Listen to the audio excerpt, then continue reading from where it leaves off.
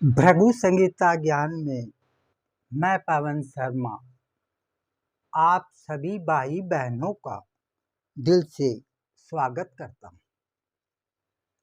आज हम बात करते हैं किसी भी जातक या जातिका की कुंडली में महादशा जानने का चक्र।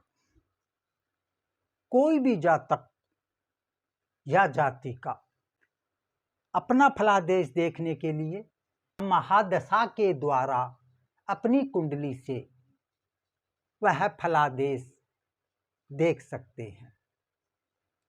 ग्रहों की महादशा जो होती है, ये महादशा चक्र जो है ये सभी पे लागू होता है। हर कुंडली में आपको यह चक्र मिल जाएगा कि किसी का मानो आप चंद्रमा की दशा में अगर जन्म होता है तो चंद्र के बाद मंगल की, मंगल के बाद राहु की, राहु के बाद गुरु की दशा उसके जीवन में आती है और उसी के हिसाब से वह दशा उसको, उस जातक या जातिका को अपना फल प्रदान करती है। जैसे उदाहरण के तौर पर मैं आपको सूर्य की महादशा, तो एक तो आप ये समझिए कि सूर्य की महादशा जो होती है वो सभी के लिए 6 वर्ष की मानी जाती है। अब वो कब आती है वो एक अलग क्रम में आपको मैं बताऊंगा। सूर्य के बाद चंद्रमा की 10 वर्ष की आती है, मंगल की 7 वर्ष की आती है, राहु की 18 वर्ष की आती है, गुरु की 16 वर्ष की आती है। ऐसे क्रम में चलता है। कोई भी जातक या जातिका उसकी कुंडली आप देखना चाहो या उस कुंडली का फलादेश देखने के लिए आपको दशा का ज्ञान होना बहुत जरूरी है।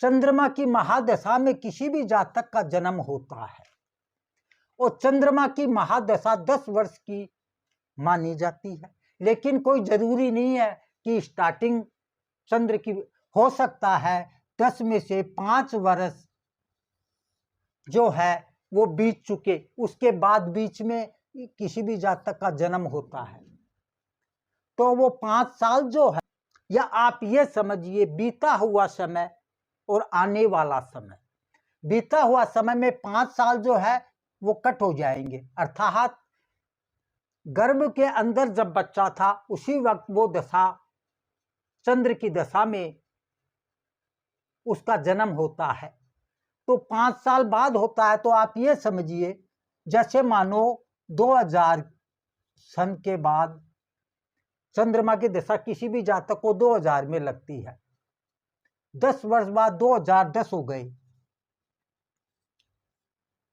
2010 होने के बाद बीच में मानो जातक या जातिका का जन्म जो होता है वो 2005 में हुआ। 205 में लिख रहा हूं इसलिए जगह नहीं है। 2005 में जन्म होने का अर्थ यह हुआ कि इस जातक का जन्म, इस जातक की जन्म की जो महादशा चक्र में यह जातक चंद्रमा की महादशा में इस जातक का जन्म होता है, 5 साल बीत चुके हैं तो इस जातक को 5 साल ही चंद्रमा की दशा का बुरा या अच्छा फल मिलता है। उसके बाद मंगल की 7 वर्ष की दशा इस जातक के जीवन में स्टार्ट हो जाती है। जैसे सोमवार के बाद मंगलवार, मंगलवार के बाद बुधवार आता है, वैसे इस दशाओं का क्रमांक जो है वो कंटिन्यू घूमता रहता है।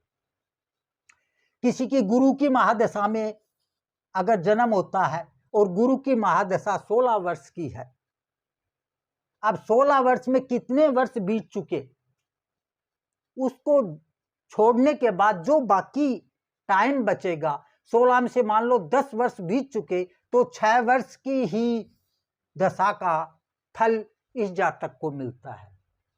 पिछले जन्म में उसने 10 साल की उसकी जो भी पोजीशन थी, अच्छा या बुरा, वो भुगतान कर चुका है, भोग चुका है उसको।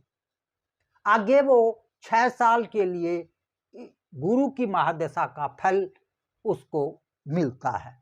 अब क्या है कि ये तो हो गई दशा। किसी भी दशा को आप जानने के लिए यह जो मैंने आपको महादशा चक्र बना रखा है, इससे आप पता कर सकते हो। किसी भी पंचांग में भी आपको यह दशा का, महादशा का चक्र मिल जाता है। महादशा के बाद एक चीज आप और याद रखिए, महादशा के बाद उस जातक को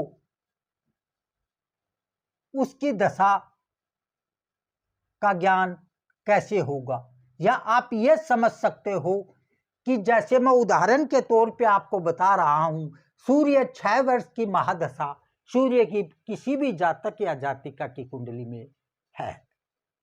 अब सूर्य की महादशा में क्या होगा, सूर्य की महादशा में सबसे पहले सूर्य चलेगा। सूर्य की 3 माह 18 दिन की दशा, सूर्य की महादशा और सूर्य की ही अंतरदशा, इसमें 3 माह 18 दिन की चलेगी। उसके बाद क्या होगा, सूर्य की महादशा और चंद्र का अंतरदशा, अर्थात ये अंतरदशा चक्र है, चलेगा क्रम से यही। सूर्य के बाद चंद्रमा की, चंद्रमा के बाद मंगल की, मंगल के बाद राहु की। ये सब लिखा हुआ है यहाँ। चंद्रमा की इस जातक को 6 माह की दशा रहेगी। उसके बाद सूर्य में मंगल, सूर्य की महादशा, मंगल की अंतरदशा 4 माह 8 दिन रहेगी। उसके बाद सूर्य की महादशा और राहु की अंतरदशा 10 मास 24 दिन चलती है। अब क्या है, इसी 3 माह, अब मैं उदाहरण के तौर पे आपको समझा रहा हूं।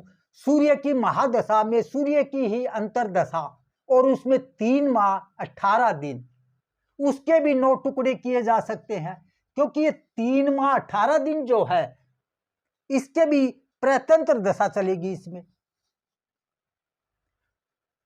तो सब ग्रह जो है, सूर्य के बाद जो भी ग्रह आएगा, चंद्र, मंगल, राहु, गुरु, इसकी 3 माह 18 दिन के विभाजन करके 9 टुकड़े बना दिए जाएंगे।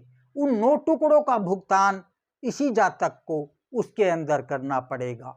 उसमें भी आप और सूक्ष्म चाहो और नजदीकी से देखना चाहो और कम टाइम पे देखना चाहो तो उसके बाद आता है सूक्ष्मांतर दशा। सूक्ष्मांतर दशा के बाद प्राण दशा। ये 5 दशाएं ऐसी है, अगर इनका आप सही कैलकुलेशन करके और फल निकालना चाहो तो आप 1 घंटे का फल भी इस दशा से निकाल सकते हैं। लेकिन क्रम आपका यही रहेगा और इसी के हिसाब से आप फलादेश कर सकते हो। नंबर 2, एक चीज आप और याद रखिए कि सूर्य अगर आपका अच्छे भाव में विराजमान है, कोई भी ग्रह बुरा नहीं होता और कोई भी ग्रह अच्छा नहीं होता।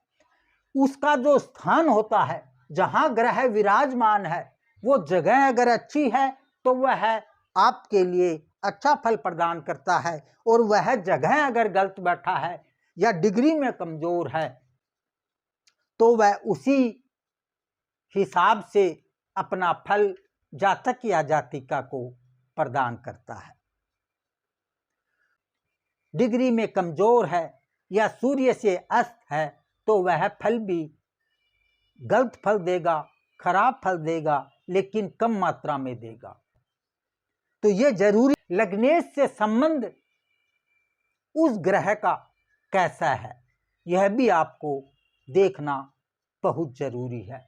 अगर उससे मित्र संबंध है उस ग्रह का जो आपको फल दे रहा है, तो वो अच्छा फल देने की कोशिश करता है और देता भी है। लेकिन अगर लगन से उस ग्रह का जो आपका गलत बैठा है तो अच्छा फल वह नहीं दे पाएगा। तो टुकड़े आप इनके करेंगे तो ये दिनों में आ जाएगी। उसके बाद सूक्ष्मांतर दशा के हिसाब से आप फिर उसके 9 टुकड़े करेंगे तो वो फिर घंटों में आ जाएगी, और घंटों के बाद प्राण दशा के अनुसार फिर उसके 9 टुकड़े करेंगे। हाँ, आपकी कुंडली में अगर राहु जो है वो शादी का ग्रह है, अच्छी पत्नी दिला सकता है, शुक्र मजबूत हो। लेकिन कब?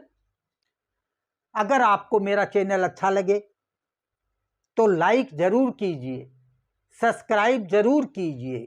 जय श्री राम।